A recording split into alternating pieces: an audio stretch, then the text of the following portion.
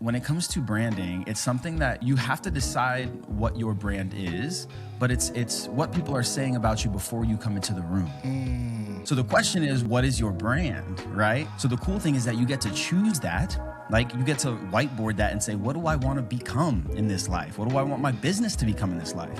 But then the hard part is walking it out, because that's where trust is built ultimately. You can say whatever you want about yourself, but if other people perceive you in a different kind of way, well, then there's a misalignment in who you claim to be and who you show up as. Welcome to the Faithustle Podcast. I am so excited for yet again another conversation around building business God's way.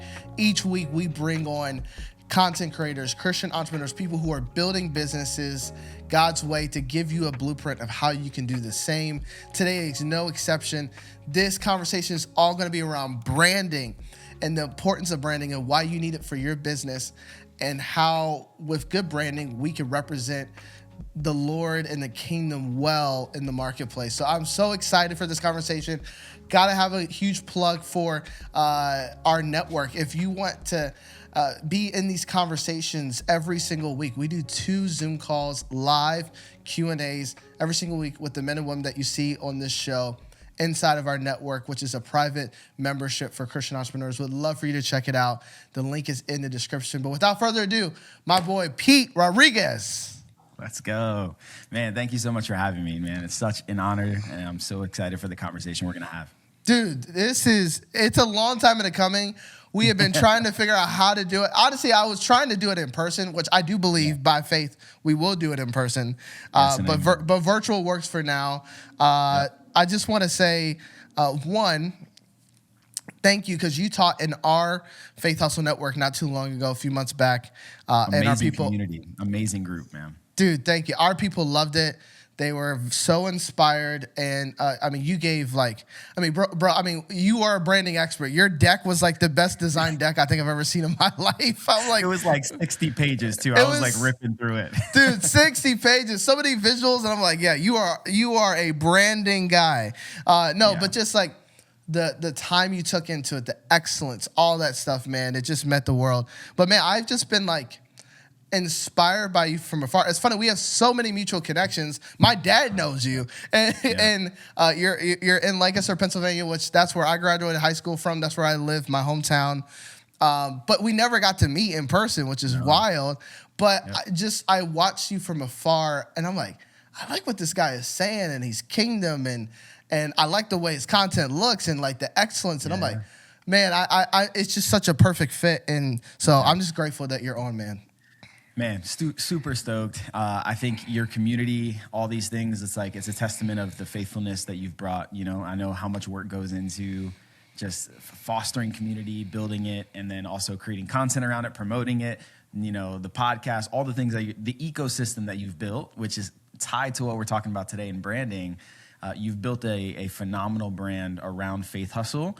And that is a testament to the work you put in on the front end, that foundational stuff that nobody saw, right? The seeds you sowed. So anyway, kudos to you, man. Way to go. Thank you, man. Thank you, man. Yes, it's been a lot of work, but it's a joy, right? It's a labor of love. Man, okay. I want to get right into it. So your expertise is branding. And obviously we'll go into branding of how, hopefully people know this by now, but there's probably a lot of people that don't. That like it's more than just a logo. It's more than just like a color palette, right? It's so much more beyond that. But why would you say it is essential, especially in 2026, but right now in this current moment, for a business to have a strong brand identity and brand presence? Yeah, man, such a good question. I always like to say that brand is forward. Brand is in front of you. Right? Brand is in front of you. And what I mean by that is that when it comes to branding, it's something that you have to decide what your brand is, but it's what people are saying about you before you come into the room, right? So it's in front of you in the sense that you have to, one, be intentional about the things that you would define as, here's my brand, here's what I stand for, right? But then you have to then walk that out. Because I could sit here and say, man, I am the type of person that goes to the gym. I'm consistent. I show up, right? But it's not until I get my keys, put on shorts, get in the car, go to the gym and start lifting that actually you start to see the fruit over time, right? You start to lose weight. You start to feel better. You start to realize, man, maybe I'm not as anxious or depressed as I thought, and actually I just need to move my body a little, right? Yeah. I tell people all the time, like, hey, go get some fresh air. So the same way with branding, it's that it goes before you. And when you walk into a room, your brand was already in that room before you walked in. So the question is, what is your brand, right? And I think that's a lot of the times the misunderstanding. I see a lot of the videos of like, your brand is not a logo. Like, sure, I think at this point, most people sort of like have that general consensus, but I think where there's still a knowledge gap is really sort of what brand is, and brand really precedes you in everything that you do. So the cool thing is that you get to choose that. Like, you get to whiteboard that and say, what do I want to become in this life? What do I want my business to become in this life? But then the hard part is walking it out, because that's where trust is built ultimately. You can say whatever you want about yourself, but if other people perceive you in a different kind of way, well, then there's a misalignment in who you claim to be and who you show up as. And so the continuity in that is actually brand identity, right?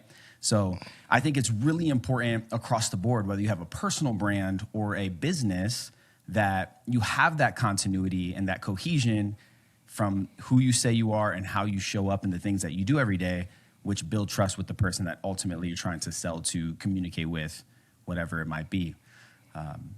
So yeah, does that kind of like? Oh my gosh, yeah. Oh, dude. Like Okay. I said, I'm just trying to contain myself because we could go a lot of different ways. But man, when you So said good. that a brand goes into the room before you do, Yes, that is, I think that's an excellent way of putting it. And then it begs the question, well, what is it saying? what is it saying? And it's funny, even in my own journey, because it takes consistency, over time to build a brand. Right. I remember, when I first started kind of my content agency, and I was honestly, in the beginning, I was doing a bunch of stuff. Yeah. So I would get constantly people being like, oh, you're the photography guy, right? I'm like, brother, I haven't done photography in so long. And people kept saying it. I'm like, hold up. That's not their fault. That's my fault. Right. I gave them a perception. Clearly, I have not articulated well enough what I do, what I offer, who's it for. Because like right now, I used to work for Chick-fil-A as far as like they were a client as an agency I was in, but I've never been an employee of Chick-fil-A.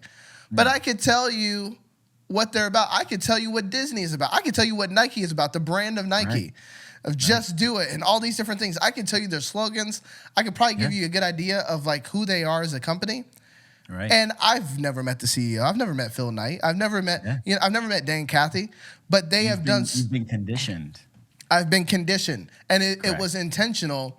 Yeah. That preceded the sale, and it's like I think this is essential because I think there's just a lot of missed opportunities. What it seems like that we have because we're not being intentional with our brand.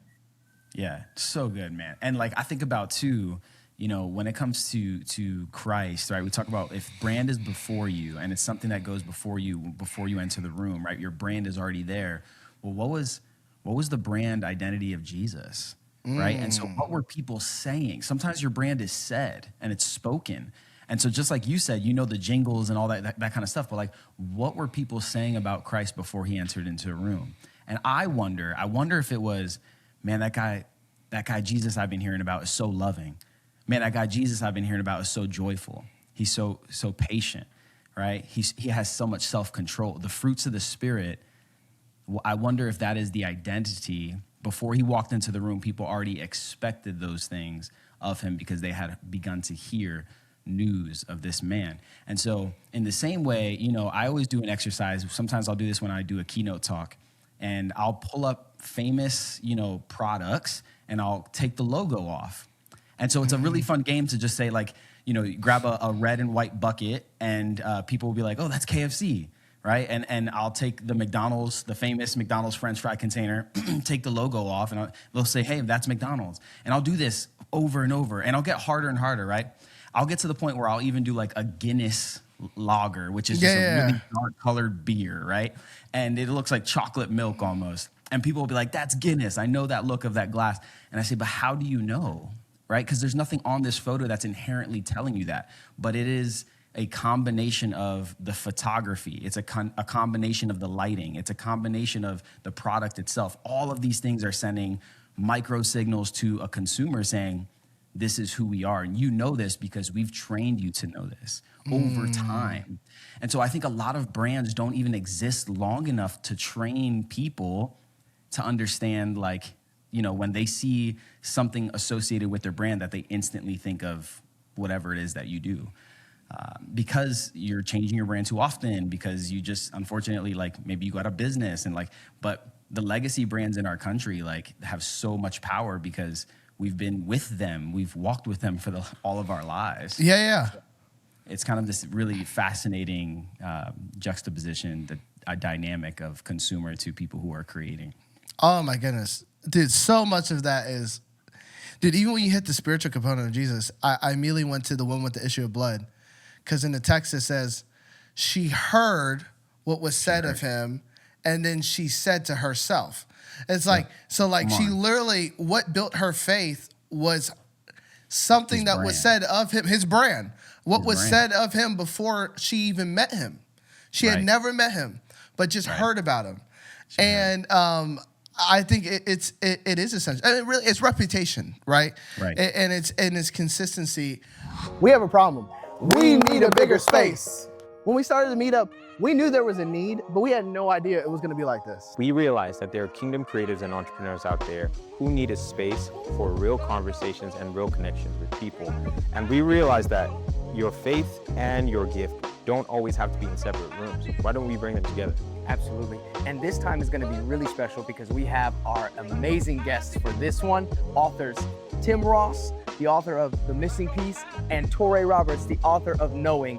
You've got to be in the room. And I think we have a special guest worship artist. Worship, we got Ryan Ofei leading us in worship along with Anu. It's going to be insane. Absolutely. Man, when is it? May 29th, 6 p.m. You really have to be there. Got to be here in Dallas. Comment the word meetup to get your tickets before they run out. We'll see you there. See you there. It's funny you're saying with the different products. My first business mentor, he was in advertising. So anytime we talk about anything around this, like, I get excited. Yeah. But he did this study of like it was Coca-Cola and Pepsi, and he took the logos off and had them drink both. And it's actually funny, at least the room that they were in, most people said that they preferred Pepsi. But then when they put it on there, it's like, oh no, something had to be wrong. I'm a Coke guy. And they study like the oxytocin in their brains increased when they saw the logo of Coca-Cola. It was just so, because happiness, it literally like, that's what they're, and it is syrup like beverage. Like it's just sugar. But it's all the memories and all the different associations that we have with the brand. It's so good, man. And here's what I'll say that too. Now you got me going. But like, if you think about the identity of Christ, right? The brand identity of Christ, which would have been something that people were saying about him before he walked into the room. So in my mind, I go straight to the fruits of the Spirit. These are the attributes of Christ. Well, you could then say, perhaps, what is the logo, right? And what has become the symbol for all of church history of being a follower of Jesus? And historically, it was probably the fish at one point, right? You see the fish, on the back of cars, but then mostly the cross, right? The cross in and of itself. So I say this almost to be intentionally scandalous, but like, the cross meant nothing. In and of itself has no inherent value, but it was who hung on the cross that mattered, right? So the cross becomes the logo, and so we look at the logo, and it's not that logo actually means anything. The cross means zero. It just means death. It just, everybody got crucified, whatever. But the logo is a symbol that reminds us of the person who hung on it And that's actually where the power comes from. So it's this fascinating dynamic of symbols and identity. And when you think about even the word brand in and of itself, you're talking about this is derived from, maybe 2700 BC of using hot iron to sear animals and associate them with their owner, right? Yeah. So a cow would get a specific mark to associate it to whom it belonged to. The logo didn't mean anything. It was just a symbol that associated it to its owner. So, like, think about the depth of this, right? You like, teach it now, Doc. It's profound in the sense that, like, we think, we put so much emphasis on our logos. And I'm a brand guy, so this is how I get paid, by the way. I do identity, like visual identities, logos, color palettes, all that kind of stuff for people. But I think oftentimes we put so much pressure on that and so much emphasis on that, and we neglect the strategic part of it, which is like, how do we want to be perceived and known and show up? And then how do we actually walk that out as a business? So my encouragement to anyone who's starting a business, who's been in business, is just to ask the question, yes, visual identity, logos, all those things are important, but have you chosen how you want to show up and be perceived? And then are you intentional enough to walk that out daily? And sort of that's the power of sowing those seeds of trust each and every day that eventually blossom into, opportunity. Oh my goodness. This is so good. I didn't realize how many biblical just parallels there are to it, but there really are. I think this is beautiful. So if someone's watching this and they're like, all right, I don't know my brand, or I don't even know where to begin to build a brand that can do that. Yeah. What's some of their first steps of, like, if you're to say, hey, listen, like, they may have an existing brand, but clearly it's not the reputation that they're wanting, or they're starting from scratch. What would you recommend? Yeah, I think a great place to start is, who do you want to serve, right? Because that's going to inform so much. Like, your niche, for lack of better words, or your target audience, or your ideal client or ideal customer, all these types of questions, they're all speaking to the same thing as, who do you want to serve? And if you can define who you want to serve semi-clearly, it doesn't have to start off perfectly, but that's a great start, because then you'll build offers, like whatever it is that you want to offer in your business, that all has to be informed by what that person actually wants. So I always say, when you're figuring out who you want to actually be serving in business, like, they should be able to pay you what you want to be paid, right? So if you have an offer that's too expensive and you're wanting to serve someone who doesn't have the financial resources to afford that, well, that is incompatible. It doesn't make sense. So you kind of start with who you want to serve, and then you can jump to, okay, how do I serve that person with my giftings? And then you can ensure that it's all in alignment.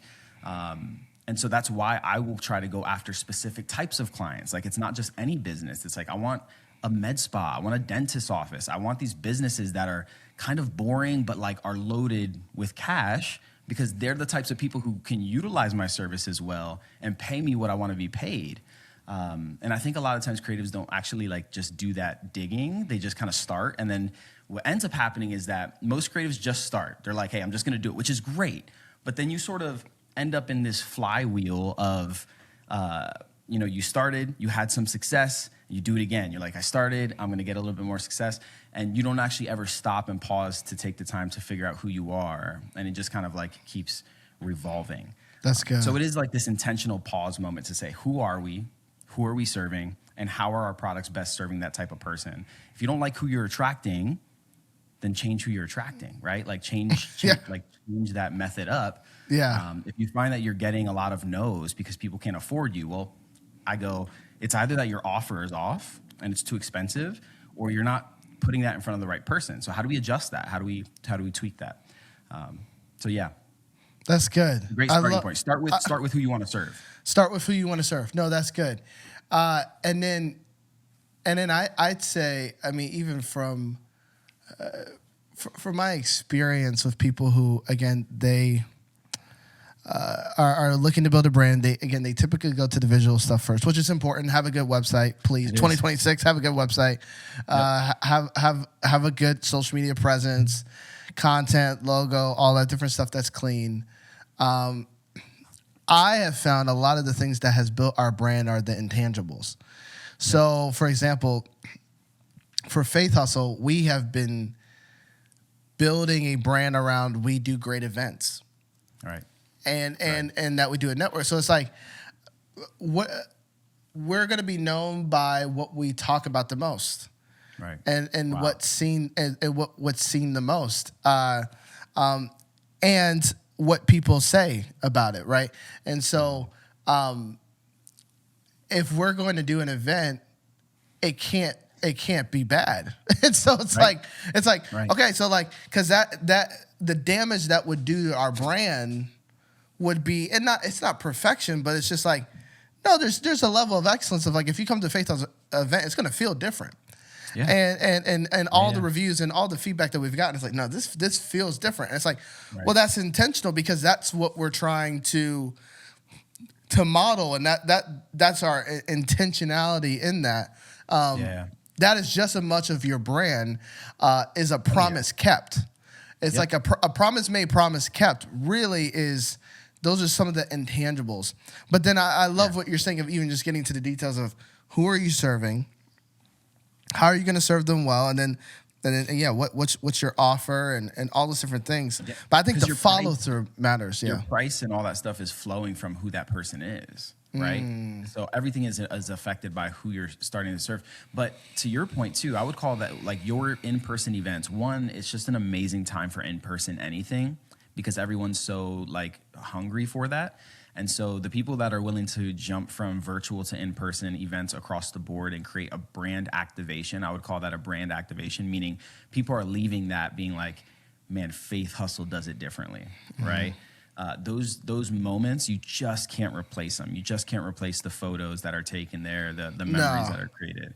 And those are sticky. Like when I say sticky, I mean those things are with someone for a long time. If you shut your doors tomorrow, Mukwenda, like, and Faith Hustle, you announce, hey, Faith Hustle is done.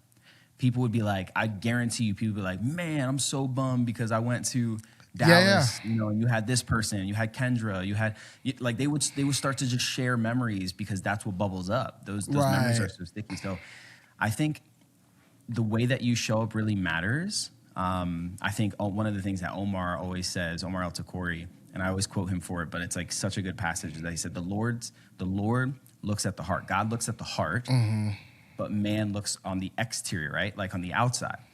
And so when we read that text, we always go, oh man, thank God. God looks at our hearts, right? Like that's the most important thing. And it is. It's the most important thing. But it's not saying to not show up with excellence because man does look at the heart. Or, I'm sorry, man looks at the external things. Yeah. And so the way that we do external things still matters, right? We often just throw away that part of the scripture and we say like, oh, well, God looks at the heart. He knows my heart. But it's like, yeah, but we don't live in a world full of gods. We live in a world full of men, right? And meaning mankind, all of us, men and women. And so the way that we show up is still incredibly important as we steward our businesses.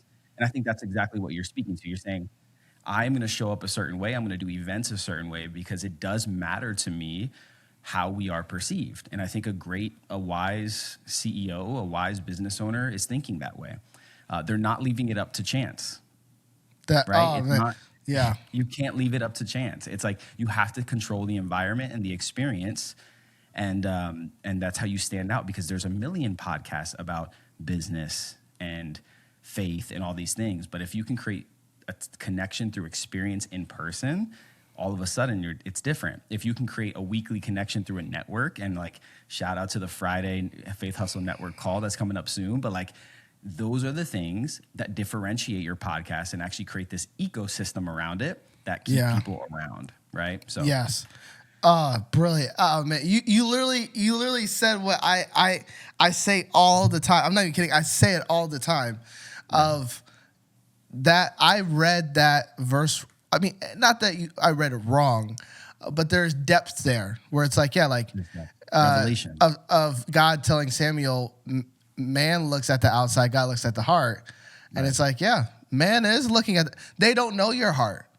They don't know, they don't know the intent of your heart until they come close. but they're only going to come close if the outside looks good enough for them to want to come close. Which is why fruit matters. Which is why love, joy, peace, patience, kindness, self-control, all those things matter, is because they're external indicators to what's happening inside of you, right? So when you have fruit, then people go, that's somebody I want to be around. And therefore, they're like attracted and drawn to you because of the work that God's doing in your heart. So, man, like, could you oversimplify business and be like, just stay in proximity to Jesus and stay in his presence and like commune with him and allow his spirit to be the overflow of everything that you do, and everything will work out from that place? Yeah, you could oversimplify it that way. But we as entrepreneurs, we try to make things more complex than they are. Absolutely. But so good. I love the way you framed that, man. One of the hardest things about being a Christian entrepreneur is doing it alone. It's hard for us to find the right community. You either have your church community or your business community, but rarely do those things mix. And the future of your business is solely tied to the relationships that you surround yourself with. That's why we created the Faith Hustle Network. It's designed for kingdom entrepreneurs to get in community together. We have two different options. We have a free option and we have a private paid community. And each of these communities is designed to get you in the right spaces with the right conversations so that you can build your business God's way. We do weekly calls with 7, 8-figure kingdom business owners teaching about marketing and branding and sales and systems so that you can build your business on the right foundation. We do Bible studies and prayer meetings to support one another and encourage each other's journey. Not to mention, you get access to our monthly events that we do here in the Dallas area and soon in other cities. You don't have to be isolated as a Christian entrepreneur. The community you've been looking for is only a click away. We can't wait to see you get in community and build business God's way together. That's powerful. Okay, so I'd love to share some real world examples from your work. Because again, you've worked with I don't even know how many companies you've worked with at this point. You've worked with universities, you've worked with all types of brands. I'd love to hear some examples of how their brand and developing their brand transformed their business. If you have just a few examples, I'd love just to give people just some practical inspiration of like, oh, this is why this matters, you know? Yeah. So, I mean, you mentioned university. My mind went straight to Lancaster Bible College, which is the university near us, or the Bible college near us. And, you know, that moment was like, their tagline is experience different. And I remember we're sitting all on like this marketing meeting with their vice president and their marketing director. And everybody's kind of going back and forth about, hey, what do we want this tagline to be? Like, how do we simplify everything of who we are in this, 1 to 2 words? Mm-hmm. And I'm sitting there and everybody's talking. It's this loud room and I'm sort of like sketching on a napkin to myself, right? Like almost like when you were drawing on a little piece of paper while the church service was going on when you were a kid, type of energy, right? And I'm almost like distracted. I'm drawing and I'm just like, okay, that's a different type of environment. I'm like, okay, it's different in this way, it's different in that way. And so I just wrote experience different. And I was like, what if we did experience different? Lancaster Bible College, experience different. And like, there's so much packed into that. And we had already worked through some stuff, right? Mission and vision and all that kind of stuff.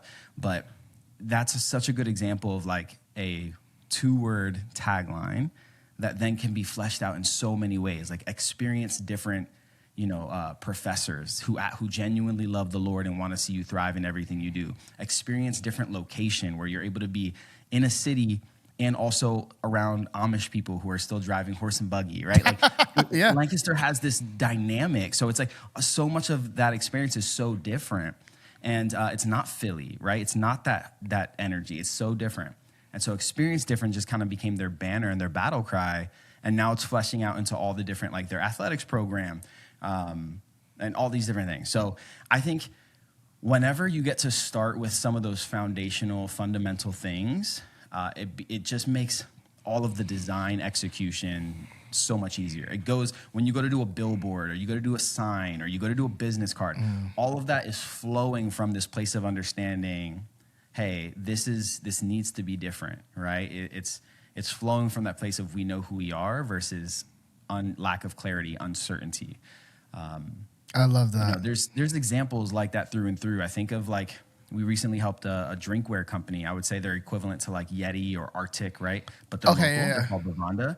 And previously, they were selling to like more corporate companies. They would sell these drinkware, right? So things that you could customize for Christmas gifts and that kind of stuff. But they really wanted to target more of like a blue collar worker. And so in order to do that, you have to change your look. You have to change your photography. And so we work through like not just the identity, not just the logo, color palette, et cetera, but also their photography styles. What is like when they go out and hire a photographer to do shoots, what should that look like to resonate with a blue collar guy who's, waking up at 4 a.m. to be at work at 4:30 or 4:45. And like, these guys are different. They're not, you can't just speak to them like any type of way, right? You have to kind of speak their language. Yeah. And so now I'm getting their emails and they're doing such a good job, but like I'll get their emails because I'm on their email list and it has all of these design components and dirt and like, like everything's a little bit more rugged. And so they're doing a really good job at again, speaking to that type of person. But that all comes from this understanding of, okay, who are we today? We're not attracting the right type of person and we want to pivot to something else. So how do we pivot to something else? It's like rebuilding that foundation and then building the visuals on top of that. Without that clarity foundationally as to who you are, what you're trying to accomplish, it's difficult to create an identity around that because it feels manufactured versus it feeling like, man, this is completely aligned. And the more aligned you are in business, the more trust you're going to get, the more sales you'll get, so on and so forth. I love that. That. And again, it sounds like it keeps coming back to like, do you know who you are and what you stand for, and do you know who you're going after, and that influences everything. And then you build a visual identity around that because then people can fit themselves like in the same way of like, Nike doesn't have corporate America people where they're, in their photo shoots and stuff, even though corporate people wear Nikes, they wear Nikes in the offices, but like they have athletes, they're going after athletes. And they're speaking to parts of, even if there's a corporate CEO, there's probably a part of that corporate CEO that plays tennis or something, right? So when he wears those Nikes, they're speking to that part of him that the inner longs athlete to not be in an office all day, right? Yeah. Like, so it's, you can even, one of the things, sorry, I finish your thought. Go ahead. Cause this is good. Go for it. Okay. So I was just going to mention that I think you can either have to be super practical with that. Cause I think a lot of creatives struggle to niche down. And I think that's totally fair. Like it is a difficult thing to do. But I think you can either have a narrow niche, right? Very specific, and a broad offer, or you can have the invert of that, which is a broad niche and a narrow offer. So in my business, the brand department, I have a broad niche and a narrow offer. And what does that look like? It means that I can actually help a lot of different types of businesses in different industries because we will walk them through our brand strategy and then identity and then digital, like web design and development, right? I can serve a lot of different people types or people groups with those specific set of skills. But my offer is very specific. I'm going to take you through a process. It's a 3-month process. It's a 2-month process, whatever package you went with, right? And so it is a very specific set of steps that we walk through. And so, but like they both can't be true. You can't have a broad niche and a broad offer. It's like, if you can't niche down and you're like, man, I can add value to a lot of different types of industries, then you probably have a really narrow offer, and that's okay. So don't feel the pressure of like, I have to niche down to, Phil, who drives trucks and he loves, I don't know, the Zaxby's or, it doesn't have to be that. Yeah. You just then know that you're serving a broad group, but your offering is actually simple.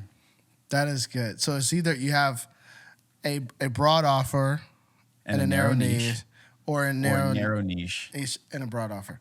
But you can't have both. Both is a recipe for disaster most of the times. It's like burnout. It's doing too much. You're saying yes to everything. It's like you just have to understand what type of business you want and then kind of like move in that direction, you know? And I think that experience comes from my own journey of figuring out like, what do I want the brand department to be? Yeah. I think initially I started off as like, I'm just forever going to be a solopreneur, you know, like it's just going to be me. I'm a freelance and I'm going to do all that. And I did. And then eventually I was like, man, what does it look like for me to scale and like sort of get stuff off my plate and have more time? And so I brought in, you know, different people in different capacities to do that. And then I go, oh, wait, interesting. Now my profit margins are down because I'm paying more people. And I don't love like as much as I thought I would love leading people in that way, right? So then you go through that part and you're like, okay, maybe I actually, so you figure it out and you make adjustments, but you never want to put yourself in a situation where, you know, your cash runs out and you can't make a next move, right? Like so much of business is just being able to see ahead, look ahead and understand where you're at and be able to make decisions on that. But that gave me clarity to know actually what I actually want is to have a really lean team and not scale into oblivion. And just something about that just gave me like this freedom. I was like, man, my shoulders kind of let down. Because everybody's like, you know, you listen to these marketing voices sometimes, the Alex Hormozis of the world, these people who are like teaching you how to scale. And some of their messaging is great, but it's like for people doing over $1 million, you know, like. And so just be mindful of like where you are in business and what voices you're allowing to speak into it. Because sometimes you're applying principles that are meant for someone doing over $1 million in annual revenue to your business that's doing 70K. And it's like, it's not just apples to apples all the time. Right. And you could be left discouraged or feeling like, man, I don't know what to do because you were just kind of applying the wrong things at the right times. When we speak, to make this super clear, when we speak in a very specific way. Like I'm aligning a word before another word so that you can understand what I'm saying, right? So it's a process. Like if I jumbled all my words up, it would be gibberish and you wouldn't understand what I was saying. So in the same way, you can have all of the right ingredients, you can have all of the right things in place, but they're just jumbled up and you're still left confused. So it's not that you have the wrong things, it's just that they're not in the right order. And I think a lot of creatives that I see and talk to, they have all of the ingredients for success, but they're just focusing on things that shouldn't be their primary constraint right now, right? So they're like, how do I scale? And I'm like, wait, what are your numbers again? You're only doing this amount? And they're like, yeah. I'm like, you don't need to scale right now. You don't need to, you don't need to be building an email list right now. Actually, you just need to be doing this over here. So I think the right things in the right order, if that would be another encouragement for creative service providers, just to say, hey, make sure that you're not, putting the cart before the horse. All this Amish talk of. Yeah, I know. I'm going to keep following you through. No, this is so good, man. This is not the direction I thought we were going to go, but I love it.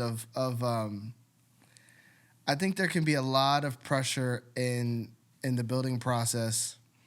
Obviously, we can all be inspired by, and listen, I'm like, hey, listen, if you can grow, if you have the capacity, if you have the vision for something that could go into the millions, go for it. Please do. Yes. And then tell me how you did it. Exactly, yeah. But that doesn't necessarily, that doesn't necessarily mean it's a healthy business. I have consulted and met with a lot of 7-figure, 8-figure businesses that on the inside it is not healthy. Right. And so profit's not healthy, teams are not healthy, and so it's like big doesn't always equal good. And so I think it's a level of contentment as well as like knowing what you want. Hey, who do you serve? Is it that broad audience? Okay, great. Okay, then that would influence how you build. But if it's a narrow one, hey, that's okay. That might also influence how you build based on who you serve. I think that's incredible. And the time remaining that we have, what I'd love for you to hit on, I mean, there's so many different things, but what I would say I have learned from you from afar is, as you mentioned, you have your brand department. You do coaching as well on the side with some other companies.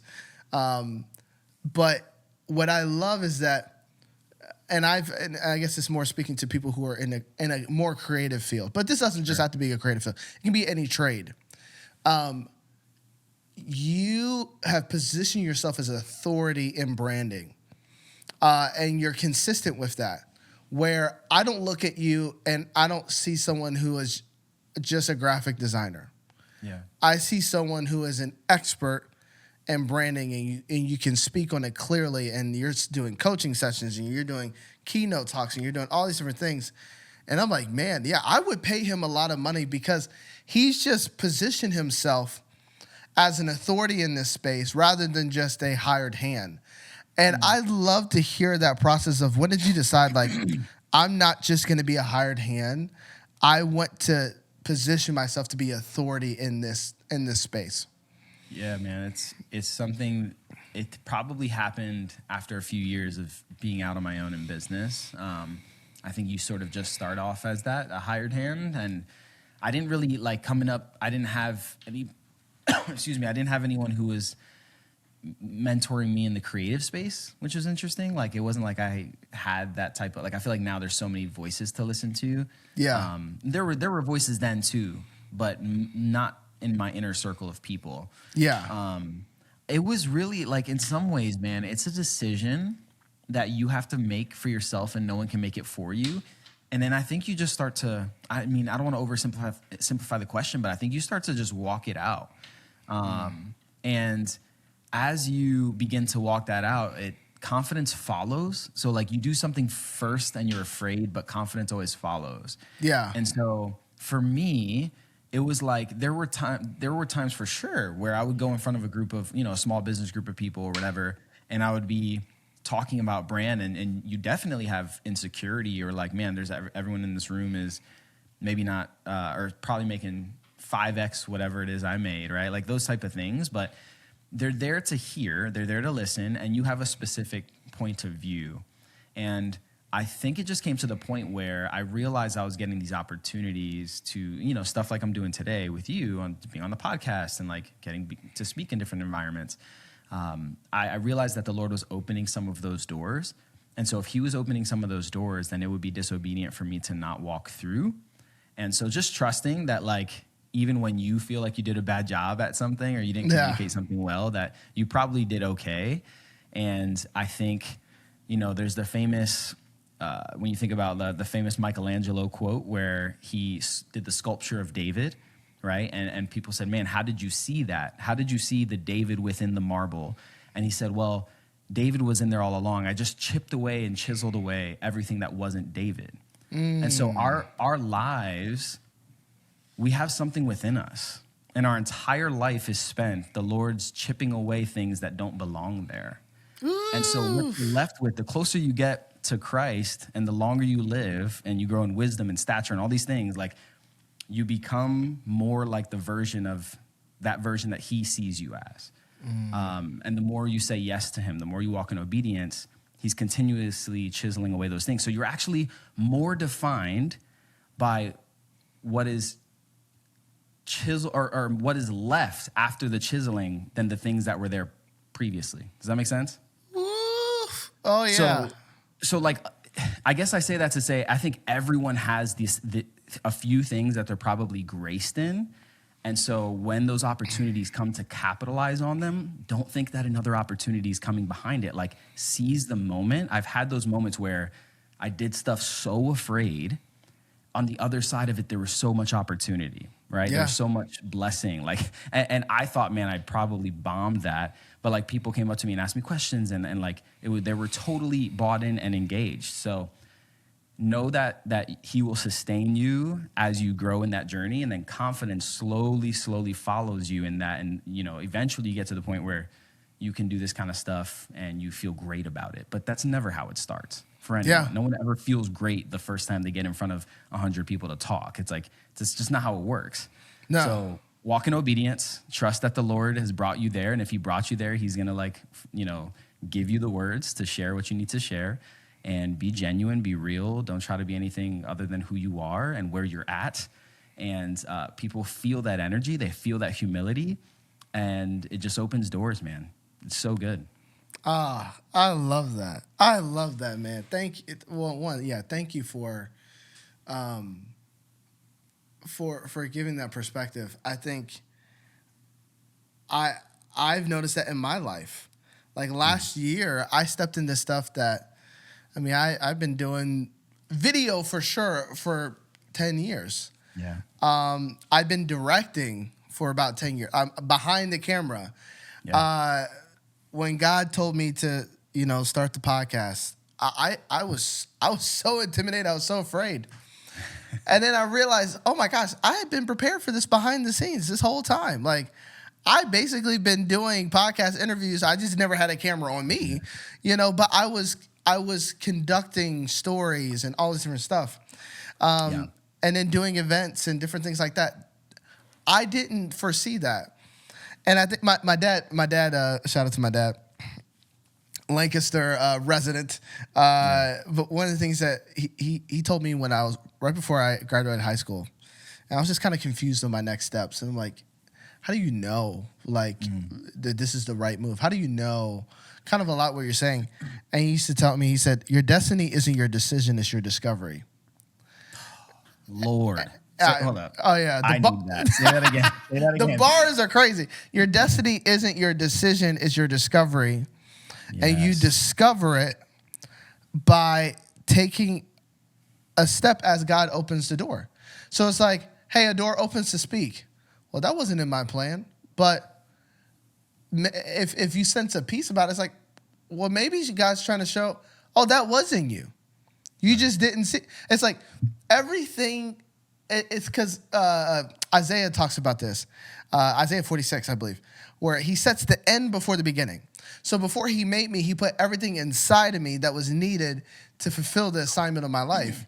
And like you said, my life's journey is to walk with the Lord. And I am, like you said, he's chiseling out. It's uncovering not new things to God. No. It's what was already in there that I didn't know. It's new to you. It's new to me, but it's on the other side, typically, of fear, on the other side of a courageous step. Pain. Chiseling hurts, right? Yes, it does. Chipping away at things that maybe you thought that is, wow. And you know what the great tragedy would be? The great tragedy would be that if you spent your lifetime looking outward for what God had already put within you all along. That would be the great tragedy of our generation. If our generation just spent their lives looking externally for what God had already put inside of them, for them to discover, then that would be it. That would be so sad. And so let us be a people that are understanding of the greatness within us, right? We were made in his image, right? Imago Dei. His fingerprints are on our lives. The aroma of God of the Father's is on us and those who have chosen to follow Jesus. And so let us walk in that and know that it's just the process of becoming. It's the process of becoming. And man, I heard this, someone said this to me recently, and this will be the last thing I say, and then I'll shut up forever. But no.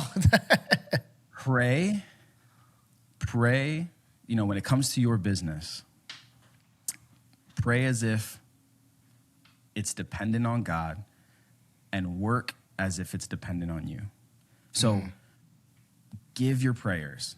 Pray. Like, pray about your business. Pray about your current clients. Pray about new clients. Ask him practically what you're actually wanting. People are afraid to just be clear with God and be like, hey, God, I actually want another client. Like we just beat around the bush sometimes. But then also work, and it's both. It's both in different seasons. Sometimes you're just praying more than you're working. Sometimes maybe you need to work more than you're praying. But God knows your heart, right? And give him that, man. Give him, surrender your business at his feet and allow him to move and breathe on it. That's beautiful. Man, so grateful. So grateful for this time, man. Dude, this has been so, there's so many. I wish we had another hour. And again, we will do this again in person, maybe at an event in Lancaster, who knows. But man, I got just. Studio space. If you ever need it, I have a studio space for you. Hey, come on, dog. I saw the new one. Congratulations. It looks beautiful, man. But yeah, I think this is just so essential. And again, it's funny. We started with branding. and we ended up here. But I think all of this is intentional. It's a journey that God puts us on, but it's really hard to put anything outwardly if you don't know inwardly what's in you. I just got off with Landon Rhodes with an interview, and he talked about how the parable of the talents, a talent was actually, they believe at the time, it was like a 75-pound weight of gold. And so I'm thinking it's just a coin, like a little, you know what I mean? Like I got a little this, like, it's like, nah, it's a set. And it's like, man, that's why the master was so mad. He's like, bro, you literally did nothing with this. And it's like, man, how much more so with us, as you're saying, of do we value what God's placed inside of us? And will we allow the Lord to chip away so we can see measures of what we don't even see? Man, this has been so good. Thank you so much, bro, for just your time, your heart, and just honestly, just truthfully modeling this very well. And so I'm going to put a link to all your stuff, your Instagram, your website and everything. If you need branding help, please reach out to him. But man, I'm just so thankful that we get to run together, even across state lines. Just honestly, just very inspired by you, Ben. Love it, man. I appreciate it so much. Thank you for having me. It's an honor. Thank you so much for watching this episode of the Faith Hustle Podcast. We hope you felt challenged, encouraged, and equipped to walk out your faith hustle. And if you enjoyed this episode, we encourage you to subscribe to the podcast, whether you're listening on YouTube or any audio platform. As well, leave us a review. It helps us so much in our ratings so we can get the word out to more people. Each week we have these conversations with business owners who build their business God's way. And so we look forward to growing with you on your faith hustle journey. We'll see you next time.